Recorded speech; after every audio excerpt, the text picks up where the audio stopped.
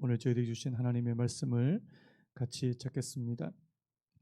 구약성경 사무엘하 1장 17절에서 마지막 27절까지 말씀을 우리 함께 보겠습니다. 우리 한 절씩 교독하겠습니다. 사무엘하 1장 17절에서 마지막 27절까지 우리 한 절씩 교독하겠습니다. 제가 먼저 읽겠습니다. 다윗이 이 슬픈 노래로 사울과 그의 아들 요나단을 조상하고 명령하여 그것을 유다 족속에게 가르치라 하였으니 곧 활노래라. 야살의 책에 기록되었으되 이스라엘아 내 영광이 산 위에서 죽임을 당하였도다. 오호라 두 용사가 엎드려졌도다. 이 일을 가드에도 알리지 말며 아스글론 거리에도 전파하지 말지어다. 블레셋 사람들의 딸들이 즐거워할까? 할례 받지 못한 자의 딸들이 개가를 부를까 염려로다. 길보아 산들아 너희 위에 이슬과 비가 내리지 아니하며 재물 낼 밭도 없을지어다. 거기서 두 용사의 방패가 버림바 됨이니라. 곧 사울의 방패가 기름 부음을 받지 아니함 같이 됨이로다. 죽은 자의 피에서 용사의 기름에서 요나단의 활이 뒤로 물러가지 아니하였으며 사울의 칼이 헛되이 돌아오지 아니하였도다. 사울과 요나단이 생전에 사랑스럽고 아름다운 자이러니 죽을 때도 서로 떠나지 아니하였도다. 그들은 독수리보다 빠르고 사자보다 강하였도다. 이스라엘 딸들아 사울을 슬퍼하여 울지어다. 그가 붉은 옷으로 너희에게 화려하게 입혔고 금놀이개를 너희 옷에 채웠도다. 오호라 두 용사가 전쟁 중에 엎드러졌도다. 요나단이 내 산 위에서 죽임을 당하였도다. 내 형 요나단이여 내가 그대를 애통함은 그대는 내게 심히 아름다움이라. 그대가 나를 사랑함이 기이하여 여인의 사랑보다 더하였도다. 우리 같이 읽겠습니다. 오라 두 용사가 엎드려졌으며 싸우는 무기가 망하였도다 하였더라. 아멘. 오늘 말씀의 제목을 한번 따라해 보시겠습니까? 원수를 위해 울다. 원수를 위해 울다. 한 번 더요. 원수를 위해 울다. 원수를 위해 울다. 여러분, 과거의 상처에서 벗어나는 것, 또한 그것을 아름답게 승화시킬 수 있는 것은 놀라운 축복인 줄로 믿습니다. 어떤 사람은 자신의 어떤 과거의 상처 혹은 이것을 트라우마라고 그렇게 말하기도 하는데요. 그 과거의 상처와 트라우마를 잘 극복해서 그것이 자신을 성장시키는 재료로 사용하는 사람이 있는가 하면, 또 어떤 사람은 그 과거의 상처나 트라우마에 매몰되어서 인생을 아주 불행한 인생으로 마감하기도 한다는 사실입니다. 제가 예전에 그 마를린 몬로하고 안데르센을 제가 한번 비교 분석하는 그런 글을 인용을 해드린 적이 있는데요. 저는 이 두 케이스, 이 마를린 몬로라는 사람과 이 안데르센, 이 두 사람이 이 두 가지 다른 모습을 보여주는 대표적인 그런 케이스라고 생각이 됩니다. 여러분, 마를린 몬로 하면은 여러분 뭐가 생각납니까? 굉장히 화려한, 한 시대를 풍미한 그 영화 배우이자 또 모델이자 그 이 미국을 상징하는 그런 이 여자 아닙니까? 근데요, 이 마릴린 먼로의 이 어린 시절은 굉장히 불행했다고 그렇게 전해지거든요. 자기 어머니가 이제 미혼모였고 또 알코올 중독자여서 이 정상적으로 이제 아이를 양육하지 못해서 이 갓 태어난 이 먼로를 이제 고아원, 그리고 이제 나중에 보면 이 위탁 가정을 이제 전전하는 이제 그런 어린 시절을 보내게 됩니다. 어느 한 곳에 가서도 이 마릴린 먼로는 이제 아주 따뜻한 사랑을 받지 못했다고 그렇게 말하고요. 심지어는 이제 9살 될 때, 그의 나이 9살 될 때 이웃집 이제 아저씨한테 성폭행을 당하는 그런 이제 끔찍한 일을 당하기도 합니다. 여러분, 그 먼로를 보시면 너무 아름답잖아요. 그러니까 이 먼로가 원하는 것은 사람들의 따뜻한 관심과 이 돌봄인데, 이 주변에 있는 모든 이 늑대 같은 남자들은 이 여인을 이제 이 성적인 대상으로만 그렇게 바라보더라는 사실입니다. 그래서 자신이 정말 간절하게 원했던 그 사랑, 그 돌봄은 결코 이게 채워지지 않는. 그래서요, 그 심리학자인데요, 그 앨리스 밀러라는 분이 이런 얘기를 했는데요. 어린 시절 부모에게 사랑을 받지 못하는 사람은 나이가 들수록 더욱 채워지지 못한 사랑에 집착한다는 겁니다. 이게 이제 이 먼노의 경우와 이제 너무나도 이제 일치한다는 사실이죠.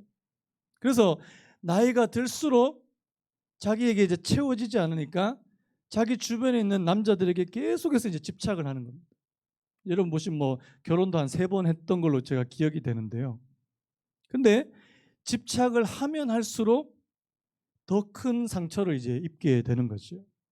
그래서 여러분들이 잘 아시는 대로 이 마릴린 먼로의 이제 마지막은 약물 중독으로 이제 거의 자살에 이르게 되는 그런 모습을 보이게 됩니다. 어린 시절에 이 사랑받지 못했던 그 어린 시절의 불행을 이제 마지막까지 이제 극복하지 못하는 이제 그런 안타까운 모습을 보이게 되는데요. 여러분 이와는 정반대의 모습을 보이는 사람이 바로 이 안데르센 아닙니까? 여러분 이 안데르센도 마릴린 먼로 못지않게 이 불행한 어린 시절을 겪었다고 합니다. 그 1805년인데요. 이 안데르센은 매춘부의 아들로 태어나게 됩니다. 자기 외할머니가 포주예요. 그래서 이 포주 외할머니가 이 자신의 딸을 억지로 길거리에 내보내서 돈을 벌게 했는데요. 그러다가 이제 덜컥 이제 임신을 한 겁니다. 그래서 이 안데르센의 어머니가 이제 집을 뛰쳐나가서 한 남자하고 결혼을 했는데 이 남자가 이제 군인이었던 거죠. 안데르센의 이제 친부가 군인이었는데 이분은 또 정신적으로 좀 이상이 있는 이런 분입니다. 그래서 또 자살했어요.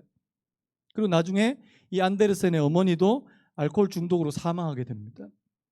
여러분 뭐 이보다 더 불행한 어린 시절이 있을까 싶을 정도로요. 이 안데르센의 어린 시절은 너무나도 불행한 걸로 그렇게 알려져 있는데 여러분 이렇게 암울한 조건 가운데서도 이 안데르센은 이 마릴린 먼로와 다른 길을 택하더라는 사실입니다. 다른 삶을 선택하더라는 사실이죠. 그가 이제 어렸을 때부터 이제 글쓰기와 이 문학에 눈을 뜨게 되거든요.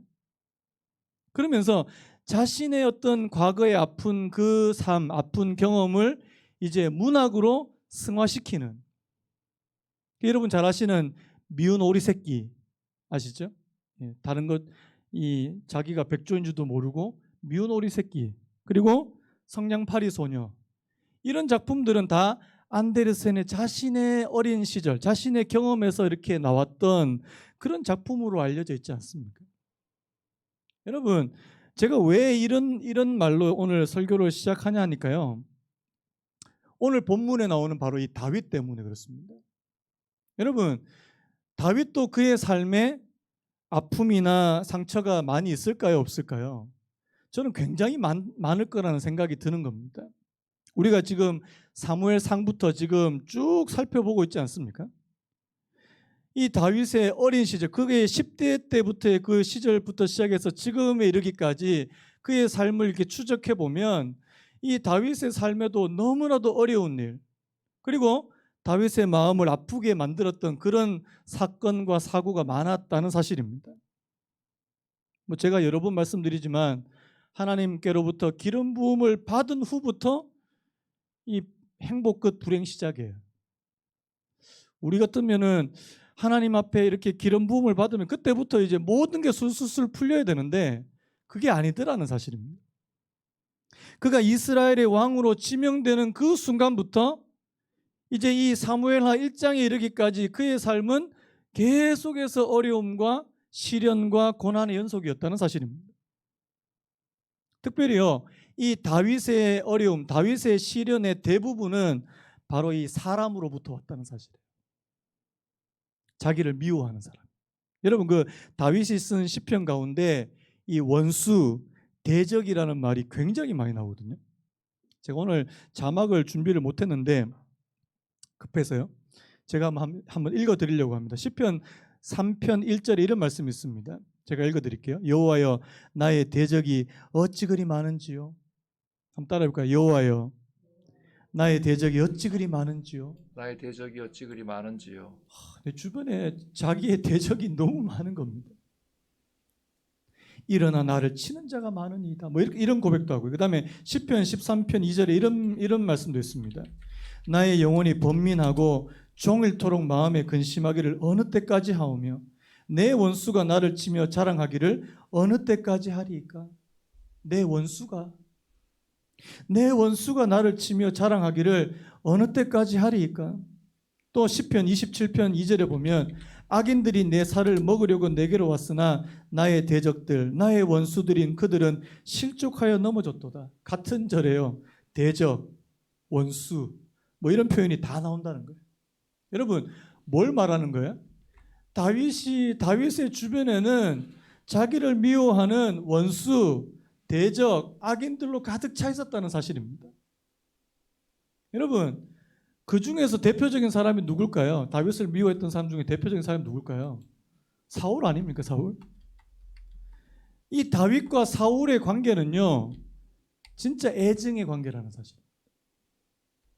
여러분 처음에 사울이 다윗을 대했을 때 그 모습을 우리가 한번 떠올려 본다면 여러분 사울이 다윗을 자기의 궁정 악사 그리고 자신의 무기를 드는 사람으로 이 처음에 다윗을 보고 얼마나 마음에 들었는지 몰라요. 다윗을 총애하고 자신에게 가장 가까이 그렇게 두고 싶을 만큼 그렇게 매력이 있었던 사람이 이제 이 다윗인데요. 나중에 다윗이 이제 골리앗을 죽이는 뭐 엄청난 전공을 세우니까 이 사울이 이제 변하기 시작하는 거 아닙니까? 여러분 그 잘 아시는 사무엘상 18장 7절에요. 그 아줌마들이 노래 부르는 거예요. 사울이 죽인 자는 천천히요 다윗은 만만히로다. 이때부터 시작해가지고 이제 사울은 이제 다윗의 철천지 원수가 되는 거 아닙니까? 다윗의 삶이 괴로워요.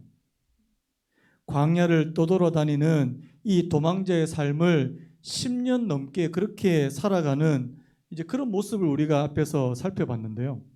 자, 그런데 오늘 자신을 미워하고 자신을 그렇게 죽이려고 했던 이 사울이 죽었습니다. 어떤 마음이 들까요? 우리는 어떤 마음이 들까요? 나를 미워하고 나를 괴롭히고 나를 원수처럼 생각했던 그 분이 돌아가셨어요. 여러분 만약에 성숙되지 않은 사람이라면 어떤 마음이 들까요? 잘 죽었다. 잘 죽었다. 속이 다 시원하다. 근데 여러분 근데 저는 오늘 이 말씀을 보면서 다윗의 마음이 굉장히 복잡했을 거라는 생각이 드는 겁니다. 여러분 한편으로는 다윗이 그래도 이제는 사울의 그 소나기에서 사울의 추격에서 이제 벗어나겠구나. 이제는 이 다윗의 세상이 오겠구나라는 그런 생각도 들었을 거라는 생각이 드는데요. 근데 여러분 다윗은 충분히 성숙된 사람이라는 사실입니다. 제가 이제 사무엘상의 주제에 대해서 제가 말씀을 드린 적이 있는데 여러분 사무엘상은 바로 하나님께서 기뻐하시는 이스라엘의 이상적인 왕을 찾아가는 과정이라고 제가 말씀을 드렸는데요. 여러분 사무엘 하는 어떤 주제로 이제 이어지냐니까 이 다윗이라는 사람이 오늘 이 사무엘상과 사무엘하를 이제 관통하는 이 다윗이라는 인물이 과연 하나님께서 기뻐하실 만한 그런 사람, 이스라엘의 이상적인 왕에 가까운 사람일까? 여러분 어떻게 생각하십니까? 다윗은 하나님께서 기뻐 받으실 만한 이스라엘의 이상적인 왕에 가까운 사람일까요? 한편으로는 yes, 한편으로는 no. 왜요? 나중에 다윗도 추락하게 되는, 다윗도 몰락하게 되는 그런 이제 모습을 볼 수 있으니까요. 그래서 여러분 사무엘상과 사무엘하에서 여러분들이 이제 큰 관점에서 바라봐야 될 것은 뭐냐니까 이 다윗과 같은 사람도 물론 오늘 말씀에 보면 굉장히 성숙된 모습을 보이지만 다윗도 인간 왕이지 않습니까? 부족하고 불완전한 부분이 있습니다. 그래서 여러분 이 다윗을 통해서 우리는 가장 이상적인 왕을 바라볼 수 있어야 된다는 사실입니다. 그분이 누구죠? 예수 그리스도라는 사실이에요. 여러분 그래 이런 관점에서 우리가 이 다윗을 본다면 여러분 지금까지 이 다윗은 정말 이스라엘의 이상적인 왕에 이제 근접하고 있다는 사실을 우리가 좀 알 수 있는데요. 여러분 원수의 죽음을 원수와 같은 이 사울의 죽음을 기쁘게 생각하지 않습니다. 우리가 지난주 본문인데요. 1장 12절 말씀 우리 같이 한번 읽어볼까요? 1장 12절 시작. 사울과 그의 아들 요나단과 여호와의 백성과 이스라엘 족속이 칼의 죽음으로 말미암아 저녁 때까지 슬퍼하여 울며 금식하니라. 여러분, 원수의 죽음 그리고 이스라엘의 가장 중요한 두 사람의 죽음에 대해서 다윗은 결코 기뻐하거나 즐거워하지 않습니다. 오히려 애통해한다는 사실입니다. 어떤 분은 이렇게 해석하시는 분들이 있더라고요. 다윗은 굉장히 정치적인 사람이다. 이제 다윗은 이스라엘 전체의 왕이 되어야 되는데 이스라엘 전체의 왕이 되기 위해서는 이런 모습을 보여야 된다. 슬퍼하는 것처럼 보이는. 뭐 그렇게 해석할 수도 있을 거라는 생각이 드는데, 근데요, 저는요 이 말씀을 보면서 다윗의 진심이 느껴지는 겁니다.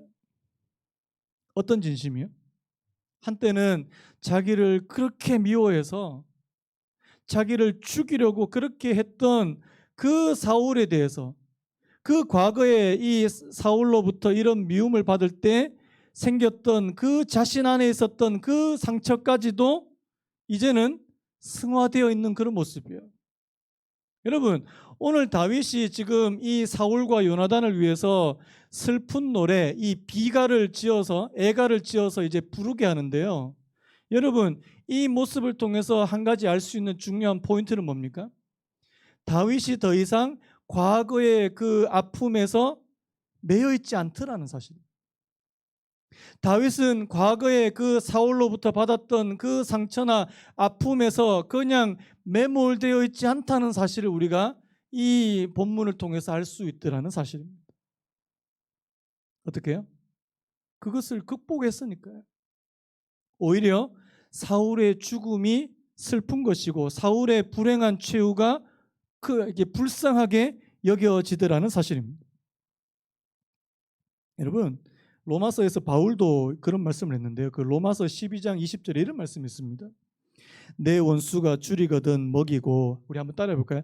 내 원수가 줄이거든 먹이고, 내 원수가 줄이거든 먹이고 목마르거든 마시게 하라. 목마르거든 마시게 하라. 그리함으로 내가 숯불을 그리함으로 내가 숯불을 그 머리에 쌓아 놓으리라. 그 머리에 쌓아 놓으리라. 무슨 말입니까? 원수에 대해서 원수가 내게 악으로 대했을 때 내가 악으로 갚지 않고 선으로 갚게 되었을 때 그 원수의 머리 위에 무엇을 얹어 놓는 거라고요? 숯불을 올려놓는. 이게 무슨 말입니까? 원수라고 하는 존재 자체가 없어진다는 사실입니다. 여러분, 우리가 원수에 대해서 원수가 우리에게 대한 대로 똑같이 대하게 되면 그 원수는 우리 속에 여전히 남아있는 거라는 사실. 나를 미워하는 사람에게 나도 똑같이 계속 미워하면 우리 마음에는요 원수가 그냥 남아있어요.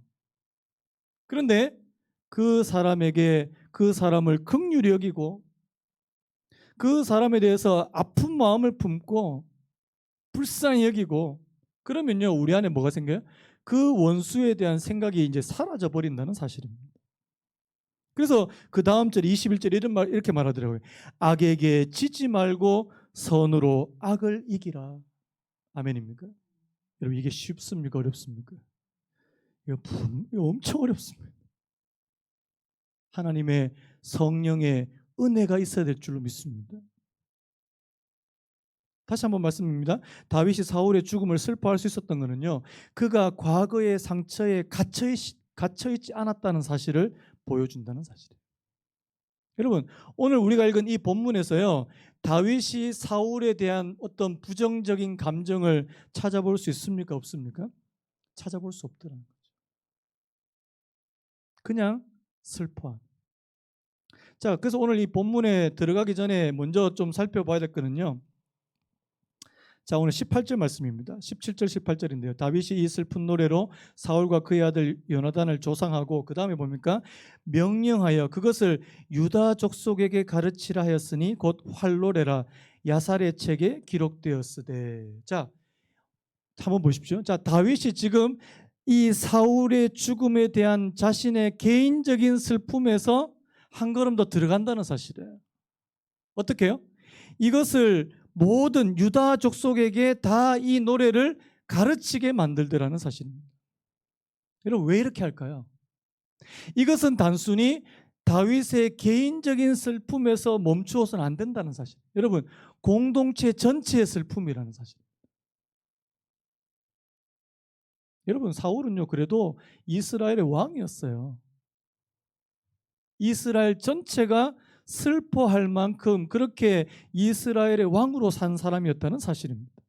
그래서 지금 이제부터 이제 좀 그 내용을 좀 살펴보려고 하는데 크게 두 가지로 나눌 수 있습니다. 한번 따라해 볼까요? 자, 첫 번째 파트를 상실의 슬픔.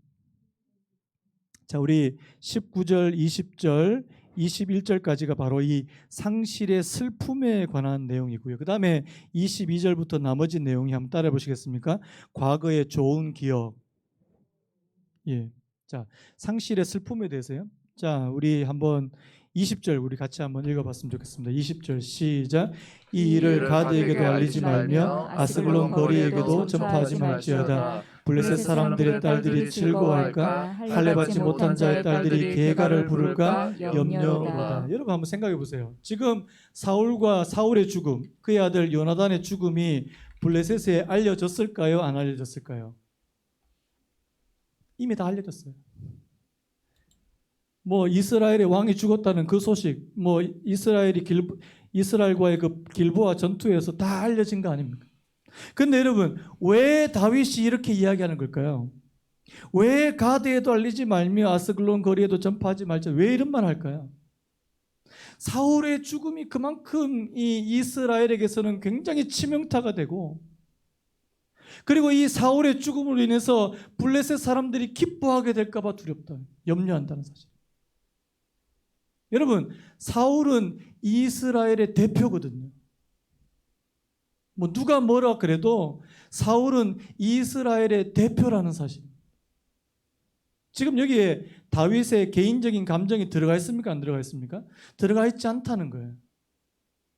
이스라엘, 하나님께서 택하신 이스라엘, 그리고 그 이스라엘의 왕이 죽었다는 그 사실에 대해서요. 슬퍼하고, 그리고 그 이스라엘로 말미암아, 여러분, 그 블레셋이 이스라엘 왕이 죽은 것에 대해서 이제 조롱하게 되고 이제 기뻐하며 축제를 벌이면 그 이스라엘 나라에 관한 그 자존심, 그 명예는 땅에 떨어지게 되는 것이라는 사실. 여러분, 지금 다윗에게 있었던 것은 뭐냐니까 바로 이스라엘 나라에 관한 명예의 문제라는 사실이죠.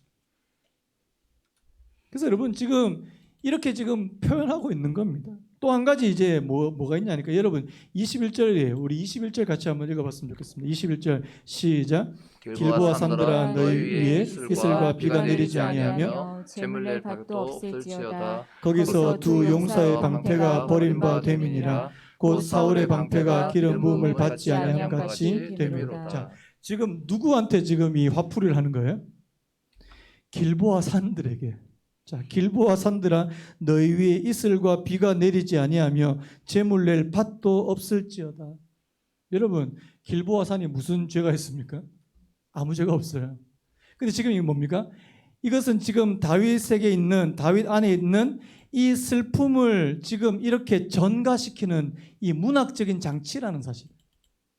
문학적인 장치예요. 여러분, 길보아 산이 잘못한 게 아닙니다. 그런데 길보아 산들아 너희에게 이슬과 비가 내리지 아니할지어다. 그만큼 지금 다윗은 애통해하고 있다는 것을 이렇게 보여주고 있는 표현 방법이라는 사실입니다. 자, 누가 죽었어요? 상실했어요. 여러분, 어떤 분이 우리 주변에서 살아있다가 이제 그분의 존재가 더 이상 이제 보이지 않을 때 그 상실의 슬픔은 굉장한 거거든요.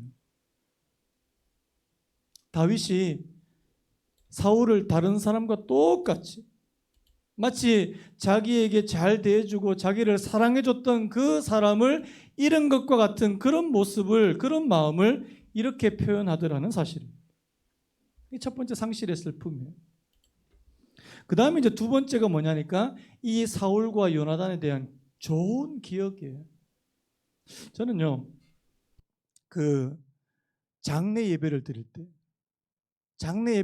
때 목사님들이 그 이제 돌아가신 분, 이 고인에 대해서 이제 설교하실 때 그 고인의 그 과거의 삶, 그 이전의 삶을 다 아는 경우에는요, 그 장례 예배가 얼마나 은혜롭게 진행되는지 모릅니다. 그래서 저는요, 보니까 내가 그분과 평소에 관련이 별로 없는, 관계가 별로 없는 분들을 위해서 장례 예배를 드리는 것은 굉장히 힘든 일입니다, 사실. 이 감정이입이 잘 되지 않습니다. 그런데 제가 예전에 어느 목사님, 이제 미국에서 사역하신 어느 한국 목사님이 이제 쓰신 그 책인데, 장례 설교만 모아놓은 책이 있습니다. 장례, 김영봉 목사님이라는 분인데요. 이분이 장례 설교만 모아놓은 책이 있어요. 그런데 그 설교 내용이 하나같이 무슨 내용인 줄 아십니까? 이 장로님, 김아무개 장로님이 살아계실 때 교회에서 어떤 모습으로 사셨고, 그는 가정에서 어떤 아버지였고 어떤 남편이었고, 이거를 이 목사님이 다 기억하고 계시더라는 사실. 여러분, 온 장례식 그 예배가 다 이게 울음바다예요. 왜냐하니까 이 목사님이 이분의 과거에 대해서 다 알고 계시니까요. 근데 여러분, 만약에 그분에 대해서 평소에 별로 이렇게 관계도 없고 잘 모른다면 그런 설교 나오기가 어렵습니다. 제가 무슨 말씀을 드리고자 하냐니까요. 여러분, 지금 다윗은요, 사울에 대해서 이제 기억하는 부분 아닙니까? 사울에 대해서 기억하는데 어떤 부분만 기억하냐니까 좋은 것만 기억해요. 좋은 것만.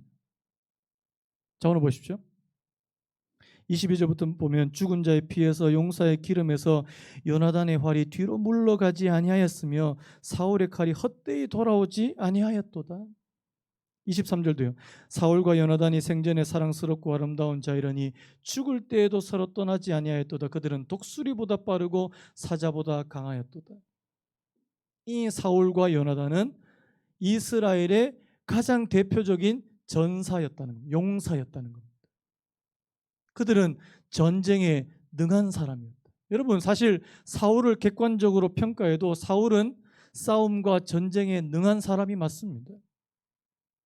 요나단도 마찬가지죠. 요나단이 자기의 부하 한 사람과 데리고 블레셋 적진으로 뛰어들었던 모습을 우리가 앞에서 살펴보지 않았습니까? 사울과 요나단은 용사였어요. 근데 여러분, 여기서 우리가 중요한 사실 한 가지를 좀 깨달아야 됩니다. 그 사람에 대해서 좋지 않은 감정을 품고 있으면요, 자, 그 사람의 장점이 보이겠습니다. 좋은 점이 보일까요? 나쁜 점이 보일까요? 좋은 점은 다 가려집니다. 좋은 점은 다 가려져요. 단점만 다 보이게 돼 있다는 사실. 그 사람에 대해서 좋지 않는 감정을 가질 때. 그런데 그런 좋지 않은 감정, 부정적인 감정이 없을 때는 어떻게 봅니까? 그 사람의 장점도 눈에 다 보이더라는 사실. 여러분, 만약에 지금 다윗이 여전히 사울을 미워하고 사울이 과거에 자기에게 어떤 것에 어떻게 했다는 사실에 대해서 막 이 과거의 상처가 많이 있다면 이 사울에 대해서 이렇게 말할 수 있을까요? 저는 굉장히 어렵다는 생각이 드는 거죠. 자기가 지금 사울에 대해서 노래를 지으면서 사울에 대해서 과거의 기억을 해볼 때 좋은 것만 기억나더라는 거예요.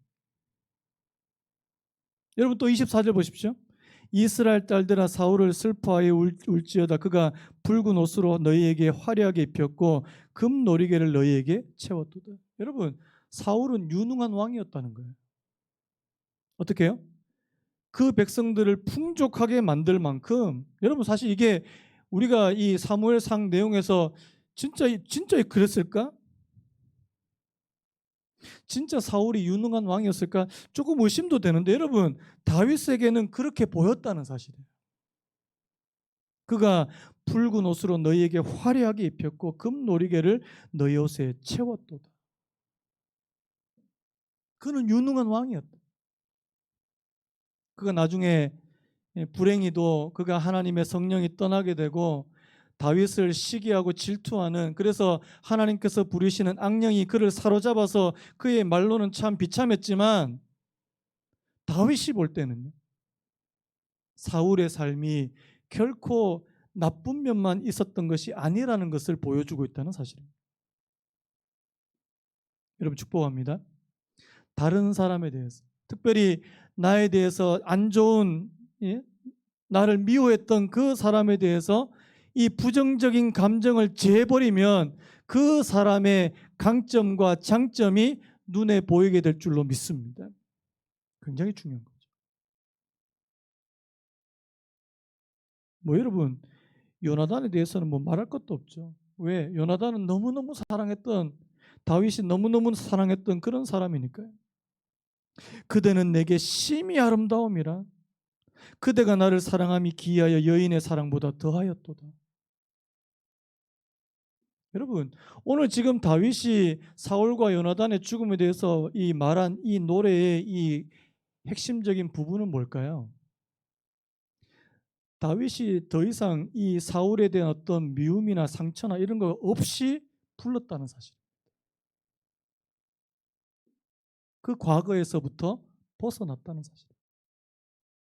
여러분, 오늘 저와 여러분들도 과거에서 벗어나시는 은혜가 있기를 예수님의 이름으로 축복합니다. 내 과거에서. 저 사람이 나한테 이렇게 했어. 저 사람이 나한테 이렇게 상처 줬어. 그것이 오래 가요. 그 오래 묵은 그 마음과 감정이 전혀 해소가 되지 않는다면 그 사람이 나중에 불행한 일을 겪게 되었을 때 어떤 생각이 들까요? 오늘 이 다윗처럼 진심으로 그 사람을 위해서 울어줄 수 있을까요? 여러분, 솔직하게 우리한테 상처 준 사람이 불행한 일을 겪을 때 진짜 그 사람을 위해서 울어줄 수 있을까요? 오늘 설교의 제목처럼 내 원수를 위해서 울어줄 수 있을까요? 우리 한번 진지하게 한번 생각해 봐야 되는 거 아닙니까? 예전에 제가 신촌에서 목회할 때 저를 되게 힘들게 하던 여자 집사님 한 분이 계셨어요. 지금은 다 잊었습니다. 그런데 하도 저를 힘들게 해서 한 2, 3년 가도 2, 3년 그 집사님을 이렇게 떠올리고 이게 기억을 회상해 보면 좋은 기억이 별로 없는 겁니다. 근데 제가 이제 한 5년 넘어가니까요. 그 부정적인 기억이 이제 다 이제 없어지는 겁니다. 요즘에는 그분도 나름 잘 하셨는데 좋은 부분이 많았는데 장점이 많은 그 생각이 떠오르는 겁니다. 하나님의 은혜인 줄로 믿습니다. 하나님의 은혜로 제가 조금 성숙해졌나? 이런 생각도 들지만 여러분, 근데 여러분 여전히 우리 주변에는 우리 마음을 힘들게 하는 사람이 없지 않거든요. 내가 거기에 매몰되어 있지 않는 사람. 그 사람에 대해서 정말 하나님께서 보시는 그 눈으로 볼 수 있는 사람이 되는 거예요. 제가 앞에서 말씀드렸던 그 과거의 상처에서 이 벗어날 수 있는, 이 아름답게 승화할 수 있는 그런 사람이 되는 거예요. 여러분, 요셉도 그랬잖아요. 요셉도 자기를 미워하고 자기를 이 이집트의 노예로 팔아버린 그 형들에 대해서 용서했잖아요. 여러분, 그래서 하나님께서 주신 이 하나님의 은혜가 있는 하나님의 사람들에게는 무엇이 있습니까? 과거에 얽매이지 않는, 과거에서부터 해방된, 그리고 그 사람들을 용서할 수 있는 그 은혜가 그들에게 있었다는 사실입니다. 오늘 말씀 좀 마무리하려고 하는데요. 여러분, 오늘 저희들도 원수를 위해서 울 수 있는 사람이 됐으면 좋겠습니다. 원수라고 말하니까 거창한데 별로 거창한 거 아닙니다. 나를 미워했던 사람, 나 싫어했던 사람, 나 싫어했던 사람을 위해서 울어줄 수 있는 사람만 되면 저는 하나님께서 기뻐하시는 사람에 근접하다고 저는 믿습니다. 믿으시는 분 아멘 하죠. 근접하세요. 나를 미워하는 사람을 위해서 내가 울어줄 수 있는 사람만 된다면, 진심으로 그 사람을 위해서 울어줄 수 있는 사람이 된다면 저는 하나님의 마음을 품은 사람이라고 믿습니다. 여러분, 이거 어떻게 가능할까요? 하나님께로부터 끊임없이 우리가 은혜를 덧입게 되고, 내 과거의 상처를 해서 내가 벗어나기 위해서 몸부림칠 때 하나님께서 은혜를 베푸셔서 거기에서 빠져나오게 하신, 내 마음이 과거의 그 쓴물과 같은 그런 부정적인 감정에 내가 빠져 있지 않고 날마다 새롭게 하나님의 은혜로 내가 채워질 때 하나님 이런 사람이 되게 될 줄로 믿습니다. 그래서 여러분 오늘 이 다윗을 보면서 다시 한번 기억하셨으면 좋겠습니다. 다시 한번 따라해볼까요? 저를 한번 따라해볼까요? 원수를 위해서 울라. 원수를 위해서 울라. 원수를 위해서 울어줄 줄 아는 사람이 되라. 원수를 위해서 울어줄 줄 아는 사람이 되라. 아멘입니까? 아멘. 여러분, 그래서 우리 아까 불렀던 찬양인데요. 하나님, 우리의 아픈 마음을 내가 하나님께서 공감해 주신다면 여러분, 하나님의 공감을 받는 사람은 다른 사람도 그냥 공감할 수 있게 된다는 사실입니다. 우리가 하나님의 긍휼하심의 은혜를 입게 되면 다른 사람도 긍휼히 여길 수 있는 그런 힘이 생기게 될 줄로 믿습니다. 여러분, 그런 의미에서 제가 오늘 이 찬양을 좀 고르게 됐는데요. 자, 우리 이 찬양 한번 다시 부르고 오늘 예배를 마무리했으면 좋겠습니다. 이런 찬양의 가사가 있잖아요. 주님이 우리의 아픈 마음을 아시네. 아마 다윗도 그렇게 고백했을지 몰라요. 하나님, 내 아픈 마음을 하나님께서 알아주시니 나도 이 사람에 대해서 공감할 수 있는 그런 사람이 되지 않을까, 그런 생각이 드는 겁니다. 오늘 말씀과 오늘 이 찬양을 다시 한번 좀 기억하시면서요, 오늘 찬양 부르고 같이 한번 잠시 기도하고 오늘 예배를 마무리했으면 좋겠습니다. 혼자서만 세상을 사는 듯이, 혼자서만 세상을 사는 듯이, 주가 멀어 보이기만 할 때 우리는 바라보아야 하네. 우리에게 오셨던 그 주님을 혼자서만 세상을 사는 듯이, 혼자서만 세상을 사는 듯이, 주가 멀어 보이기만 할 때 우리는 바라보아야 하네. 우리에게 오셨던 그 주님을, 주님이 우리의 아픈 마음을 아시네. 가까이서 우리 아픔에 공감하시네. 우리 가운데 찾아오셨던 그 주님이 우리의 모든 상황에 공감, 주님이 우리의 아픈 마음을 아시네. 주님이 우리의 아픈 마음을 아시네. 가까이서 우리 아픔에 공감하시네. 우리 가운데 찾아오셨던 그 주님이 우리의 모든 상황에 공감하시네. 뒤에 불을 잠깐 꺼주시겠습니다.